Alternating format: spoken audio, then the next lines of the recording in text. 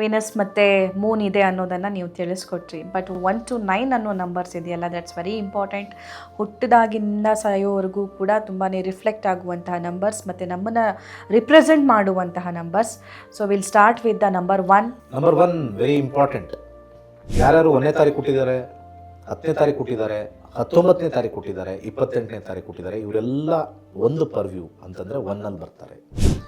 1ಗೆ ಆಧಿಪತ್ಯ, 10ಗೆ ಆಧಿಪತ್ಯ, 19ಗೆ ಆಧಿಪತ್ಯ, 28ಗೆ ಆಧಿಪತ್ಯ ಅಂದರೆ lord of all this numbers is sun. ಭಾಳ ಅದ್ಭುತವಾಗಿರ್ತಕ್ಕಂಥ ಒಂದು ಏರ್ ಆಗಿರುತ್ತೆ ಅವ್ರಿಗೆ. ಯಾಕಂದರೆ ಸೇಮ್ ರಿಪಿಟೇಟಿವ್ ನಂಬರ್ ಬರುತ್ತೆ, ಸ್ಟಾರ್ಟ್ ಆಫ್ ನ್ಯೂ ಎಂಟರ್ಪ್ರೈಸ್ ಅಂತ ಕರಿತೀವಿ.